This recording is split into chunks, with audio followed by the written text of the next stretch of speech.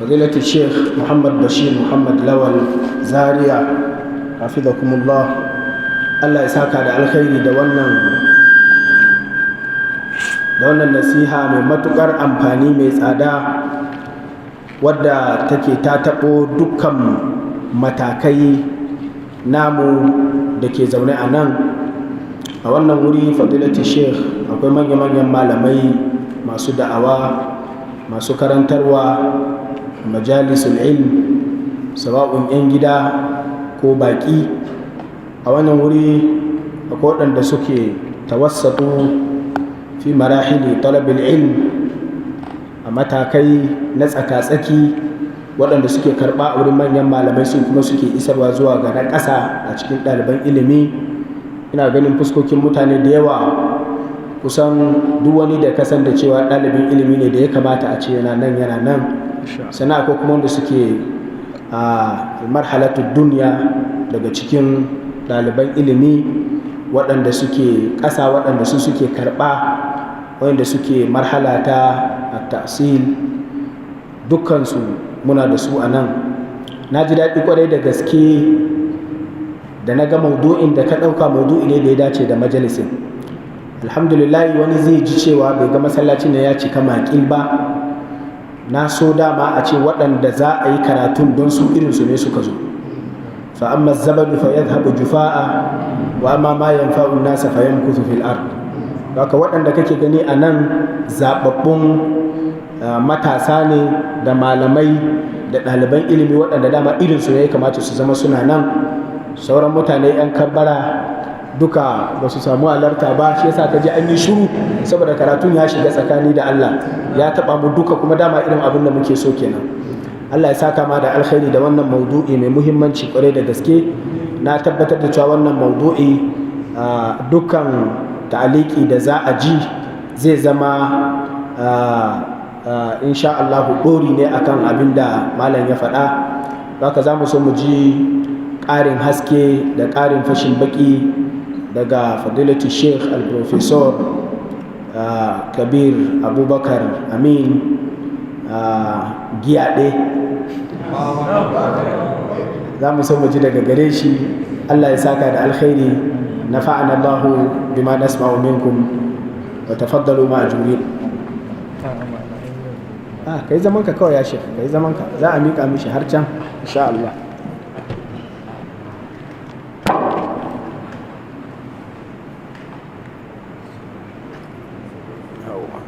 تناله يده ورمحه. بسم الله الرحمن الرحيم. الحمد لله والصلاة والسلام على رسول الله وعلى آله وصحبه ومن والاه. أما بعد، السلام عليكم ورحمة الله وبركاته.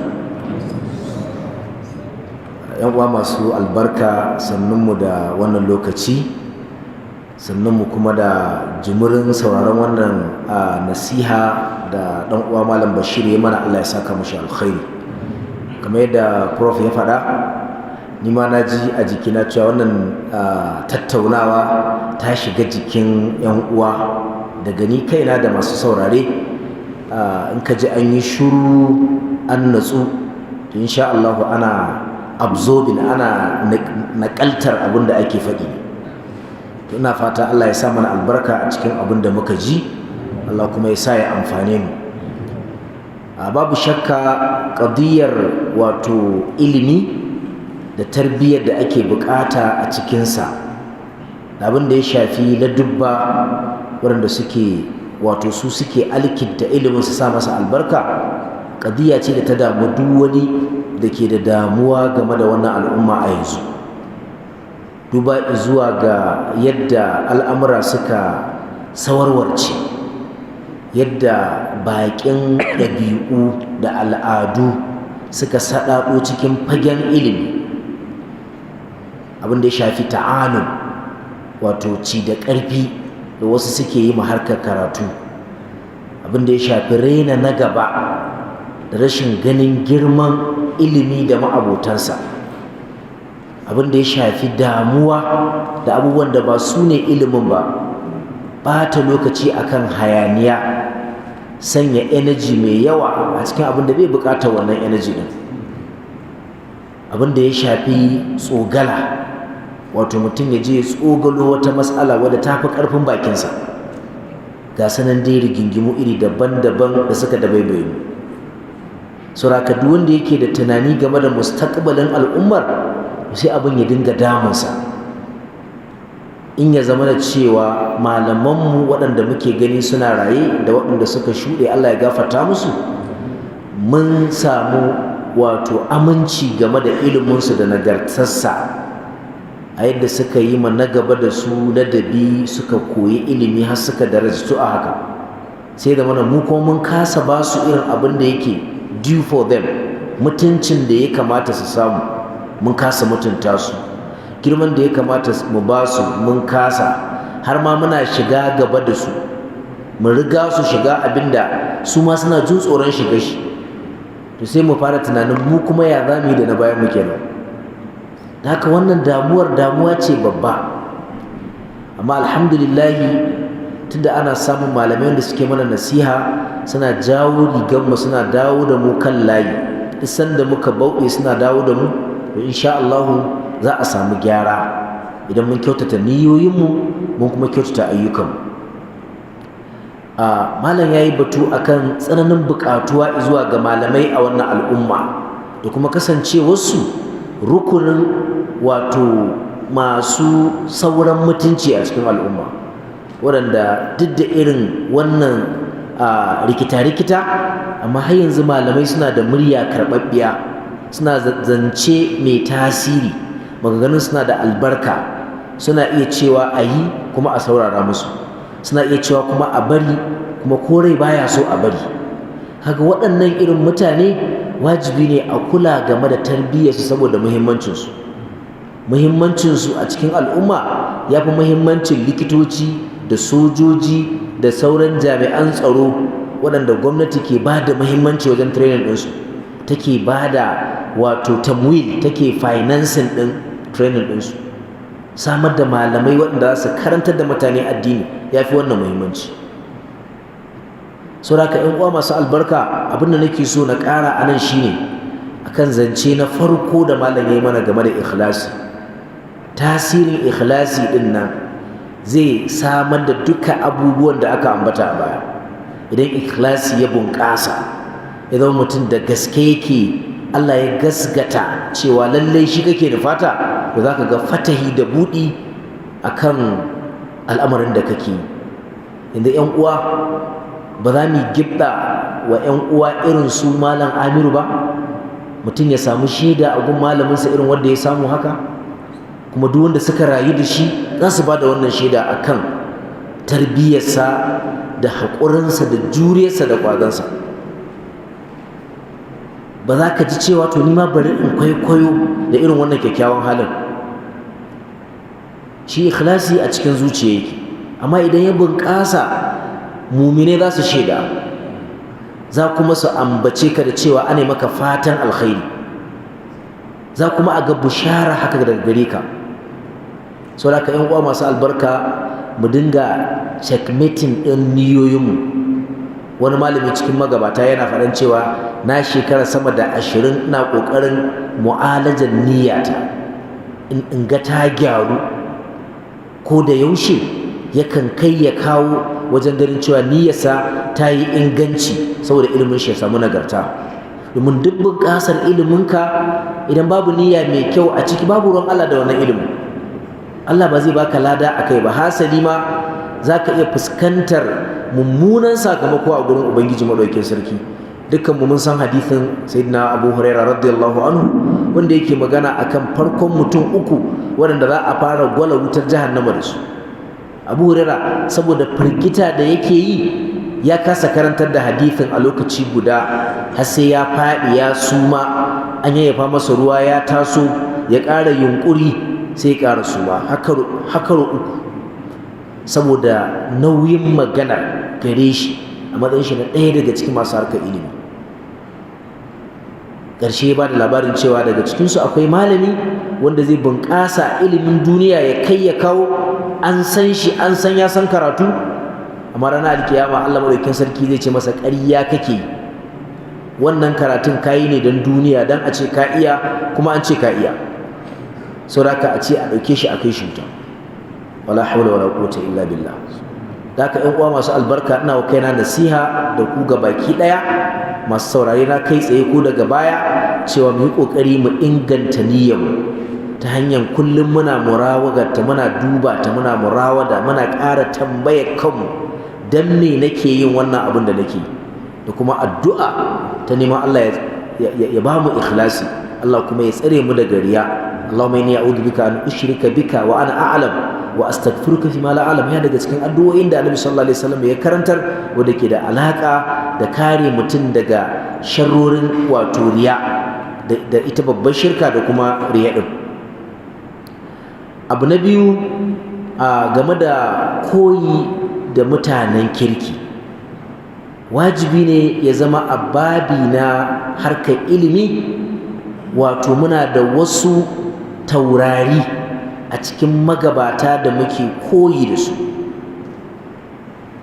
alkur'ani ya ba mu labarin annabawa da bayin Allah nagari da wasu waɗanda ba nagari ba don su zama mana ababen lura malaman musulunci sun yi mana documentin tarihohi na mashahuran masana tun daga cikin sahabbai da tabi'ai da na bayansu haka na malaman da muka rayu da su da wanda muka ji labarinsu kowanne malami ana ƙoƙari a ga cewa an taskace abin da zai amfani 'yan baya na sirar rayuwarsa da ƙwazansa da wahalhalun da ya sha a cikin ilimi da gwagwarmayar da ya yi don ya zama abin koyi ga 'yan baya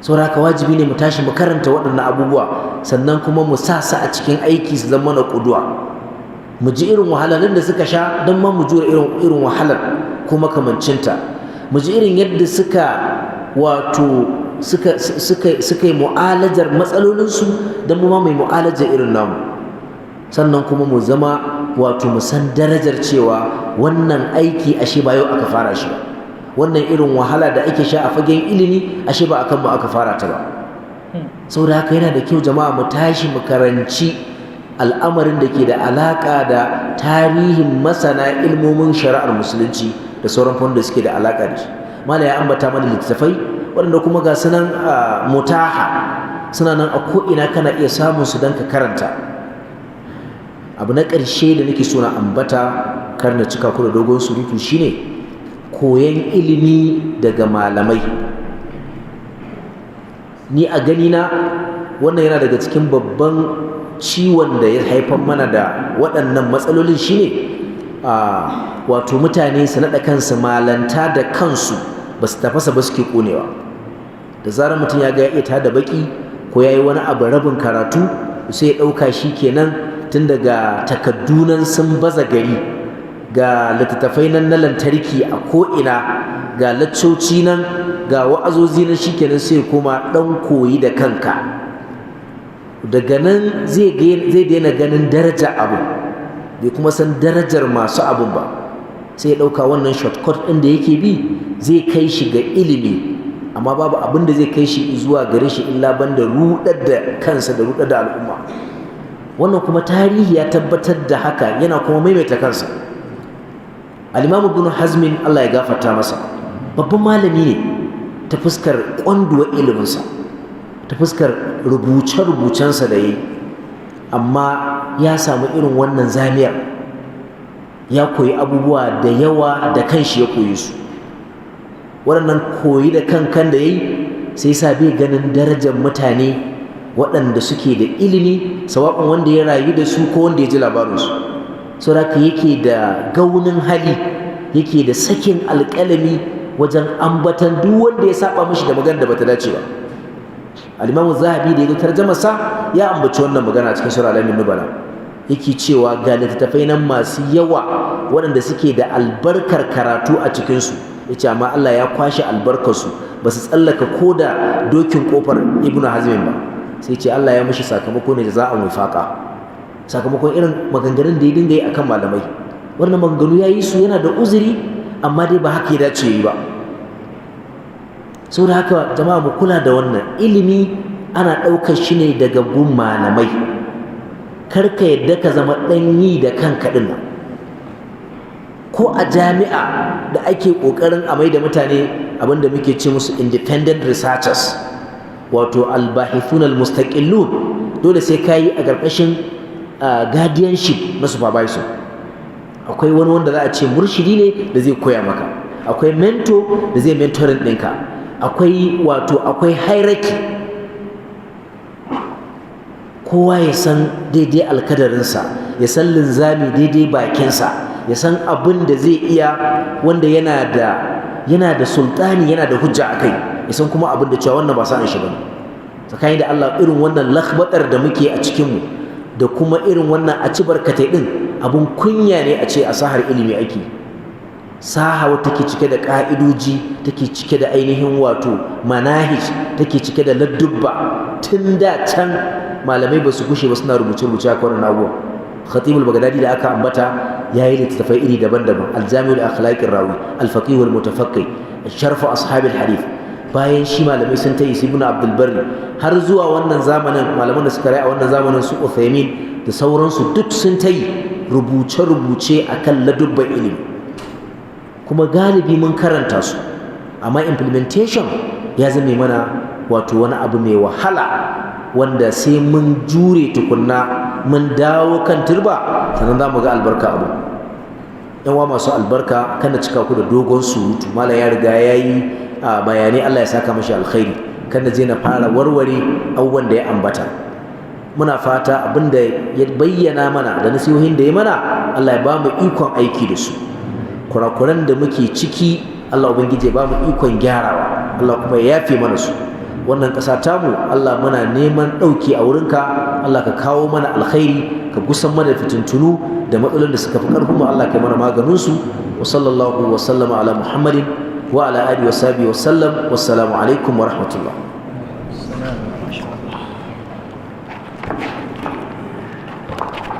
Wa alaikum assalam wa rahmatullahi wa barakatuh.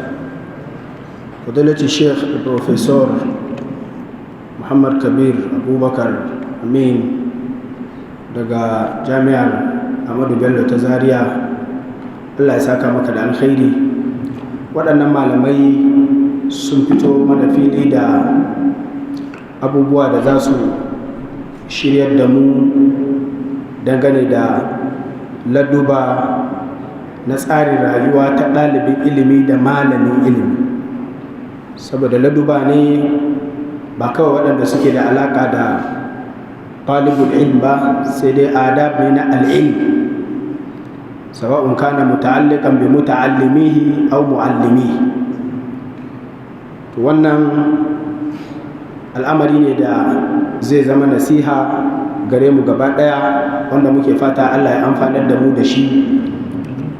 Mun yi azamar cewa ba za mu samu lokaci da za mu gabatar da waɗansu malamai ba. Waɗannan malamai su za su wakilci dukkan malamai, amma zan so ku bani dama in gabatar da ɗaya daga cikin baƙi da suka zo daga nesa, musamman kuma wanda ya kamata wannan irin majalisi ya ji sautinsa.